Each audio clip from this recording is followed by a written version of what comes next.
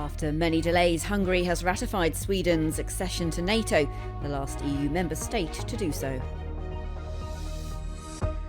A close ally of late Russian opposition politician Alexei Navalny says he was about to be freed at the time of his death in a prisoner swap. Microsoft announced they will open up access to its artificial intelligence models to allow countries to build their own AI economies.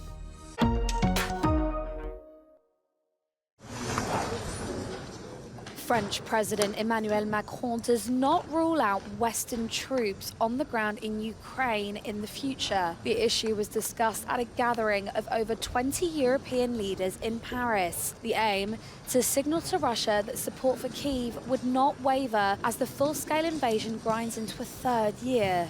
Ukrainian President Volodymyr Zelensky made a video speech calling on the leaders in Paris to ensure that Putin cannot destroy our achievements and cannot expand his aggression to other nations. Several leaders expressed support, including Dutch Prime Minister Mark Rutte, for buying ammunition outside the EU for Ukraine. This is a Czech initiative to ramp up that particular stream of activity, and at the same time we have to work on the air defense system.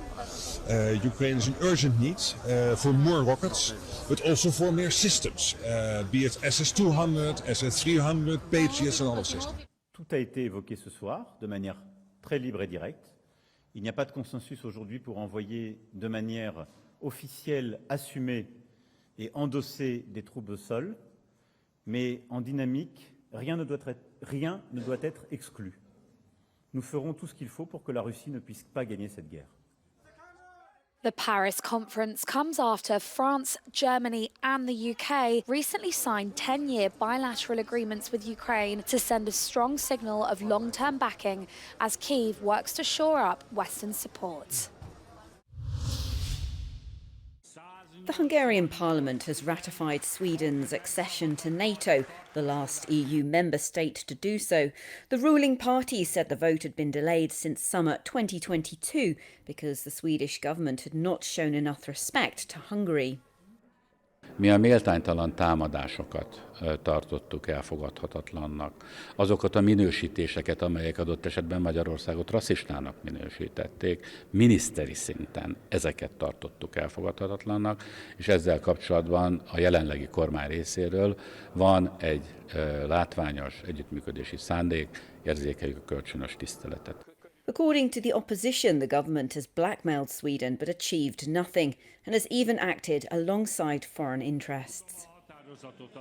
Nyilvánvalóan ennek a ügynek a elhúzásával egy megrendelésnek tettek eleget, tehát teljesen nyilvánvaló, hogy ez orosz elvárás volt.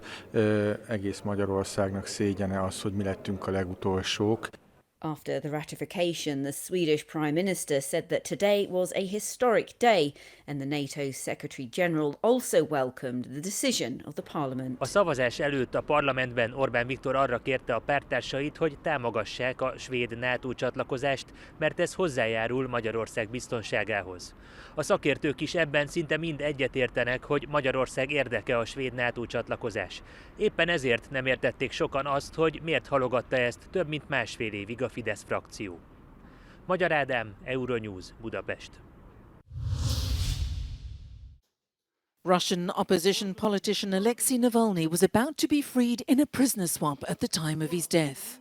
That's according to one of his close allies, Maria Pevchik, who made the claim on Navalny's YouTube channel, repeating an allegation made by supporters and his family that President Vladimir Putin had him killed. Навальный в ближайшие дни должен был оказаться на свободе, потому что мы добились решения о его обмене. В начале февраля Путину предложили обменять киллера, офицера ФСБ Вадима Красикова, который отбывает срок за убийство в Берлине, на 2 американских граждан и Алексея Навального. Я получила подтверждение о том, что переговоры ведутся и находятся на финальной стадии вечером 15 февраля. 16 февраля Алексей был убит. Meanwhile, in a post on X, Navalny's spokesperson said they are still looking for a suitable venue to hold a public funeral for the late politician. His body was handed over on Saturday to his mother, who was reportedly asked to agree to a secret burial or he would be buried at the prison colony where he died. Arrangements for Navalny's interment are yet to be announced, but Russian telegram channels say he may be buried in a Moscow cemetery on the 29th of February.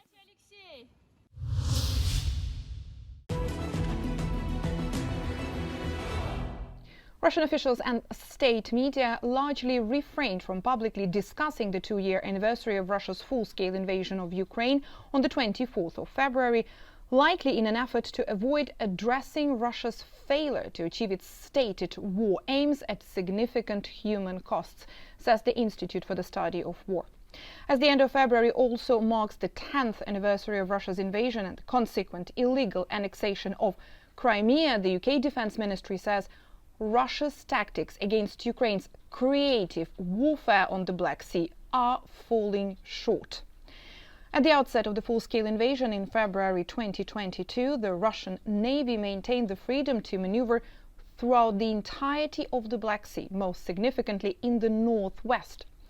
Following Ukraine's success in employing asymmetric alternatives to its lack of a traditional navy, like guided missiles and uncrewed vessels, the Russian Navy has been repeatedly forced to reassess its appetite for risk. Ukraine has continued to push Russian threat perception to new highs through combined strike activities on land and the sea, forcing the Black Sea Fleet units to relocate their main operating areas to the eastern Black Sea. This UK Defence Ministry map shows Russia's main maritime operational areas in the Black Sea. The first area is where the Black Sea Fleet is operating at lower risk, the second at increased risk, the third at higher risk, and here, the fourth area, is where the Black Sea operations are denied. Britain's defence minister said in late December that Russia had lost around 20% of its Black Sea Fleet in the previous 4 months. At a strategic level, Ukraine's approach has denied Russia the ability to interfere with its maritime trade routes. The anger of Europe's farmers continues unabated. Tires burned, straw and tear gas thrown, nearly 1,000 tractors and even more farmers gathered in Brussels' European quarter on Monday. The Belgian, French, Italian and Dutch producers and breeders are calling for an end to international free trade agreements and a stronger regulation of the European market. Il faut sortir de cette logique néolibérale qui fait que les prix sont beaucoup trop bas et ne couvrent pas nos coûts de production. Donc on veut des prix planchers, des prix qui obligatoirement couvrent nos coûts de production pour qu'on puisse vivre de notre métier. On demande que ce soit inscrit dans la loi européenne que les prix payés aux agriculteurs ne peuvent pas être en dessous de nos coûts de production. L'Espagne l'a fait. Pourquoi est-ce qu'on ne le fait pas au niveau européen? Agricultural protests continue despite announcements made by the European Commission. Last month, it proposed granting an exception from the set-aside obligation. It also proposed to review the rules for products from outside the European Union. Yet, this was insufficient for the protesters. Ça, c'est les gestes néolibéraux. Ça, c'est nous donner quelques mégots pour qu'on continue. Mais nous, on ne veut pas juste quelques miettes. On veut le pain. Et si on ne veut pas le pain, on veut la boulangerie. Alors cette Europe-là, il doit arrêter de nous essayer d'apaiser avec des mesures anti-environnementales ou antisociales. Non, ils doivent nous soutenir pour élaborer une agriculture qui est durable. This demonstration is taking place on the sidelines of a meeting of the 27 agriculture ministers who are currently looking for ways to reduce the administrative burdens deemed too numerous and restrictive by farmers.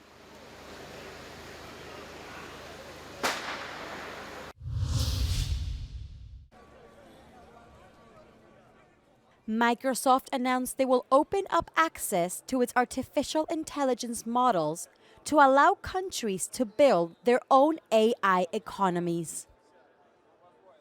The announcement happened during the first day of the GSMA Mobile World Congress in Barcelona, the world's leading mobile technology event. So people rightly ask, how is this going to be made available to others? Yeah. What rules are you going to use, Microsoft, to govern it? Yeah. And so what we've said, what we're launching here at Barcelona at the Mobile World Congress is a set of AI access principles. Fundamentally, it says we are not just building this for ourselves.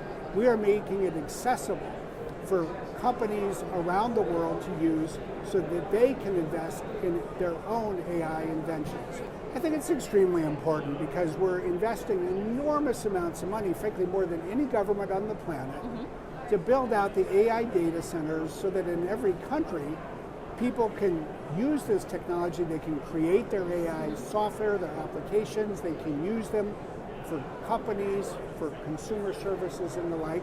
If you're open sourcing your AI models, obviously people could use them for negative purposes.